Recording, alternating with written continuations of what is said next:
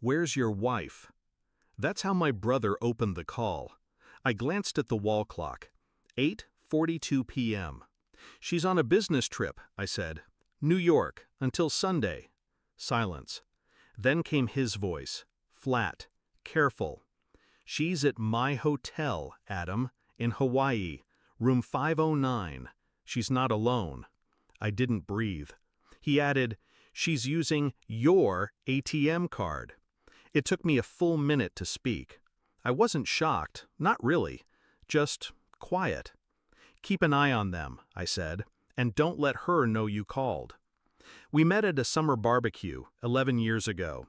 She wore red, laughed too loud, kissed me before we exchanged names. I thought I found fire. We got married 6 months later. She liked fast things, cars, decisions, people. She said I was her anchor. But eventually, she started drifting. Anchors don't matter when someone wants to float. The signs came slow. Business trips got longer. She started hiding her phone under her pillow. Bank statements stopped making sense. Once I smelled cologne on her coat, a scent I didn't wear. I didn't say anything. I watched. I listened. And now I knew. My brother, Daniel, runs a resort on the Big Island. We haven't been close in years, but blood's blood. He texted me the name of the guest she checked in with, Jason Klein. I checked her calendar. She had an investor meeting listed, of course.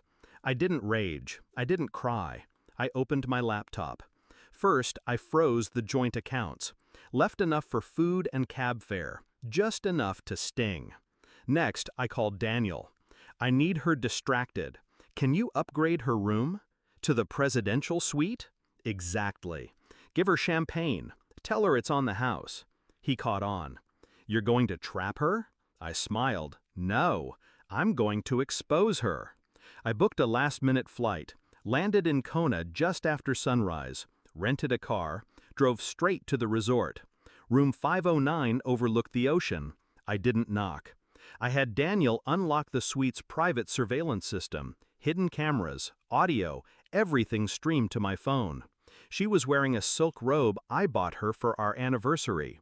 Jason was shirtless, drinking from a bottle of wine I paid for. She laughed, head thrown back, carefree, like I never existed. She said something about finally being free. I watched from the hotel's bar, quiet, cold. Then I made my move. I had a small packet with me, printed copies of bank statements, photos, hotel records, a copy of the prenup she forgot she signed, infidelity clause highlighted. I slipped it into an envelope, handed it to Daniel. "Have the concierge deliver this to her at breakfast." He raised an eyebrow. "You sure you don't want to confront her in person?" "No," I said. "She'll bury herself just fine." The fallout began fast. 8:17 a.m. She opened the envelope. 8:20 a.m. Jason started yelling. 8:25 a.m. He left the room, slamming doors. And at 8:32 a.m., my phone rang. I didn't answer. She called again. And again. 54 missed calls. Texts flooded in. "I can explain. Please pick up. It's not what it looks like." Then came the rage. "How dare you freeze my accounts? I'm stranded. This is abuse." She should have read the fine print. I walked into the hotel lobby at noon, calm, composed. She was there, disheveled, pale, alone. She ran to me.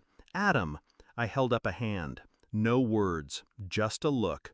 She stopped, just like that. I walked past her, sat at the outdoor cafe. She followed. "I made a mistake," she whispered. "He meant nothing." I nodded slowly. "You know what's funny?" I said. "You were always worried I'd leave you for someone else. But I stayed, even when you didn't." Tears welled. Real or not, didn't matter anymore. "You ruined everything," she whispered. "No," I said. "I ended it. There's a difference." I stood. "Checkout is at 11 tomorrow. Try not to steal the towels." Back home, I filed the divorce. With the prenup violation, she gets nothing. No house, no spousal support, just her own mess. The lawyer said, "She'll fight this." I smiled. Let her. I already won. Now I sleep soundly, alone but at peace.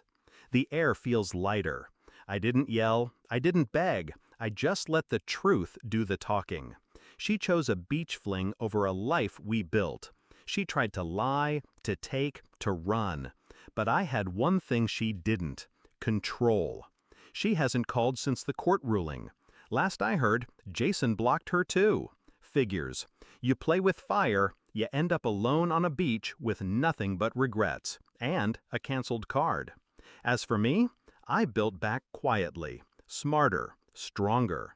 She had the sun, but I had the storm, and I brought it with silence.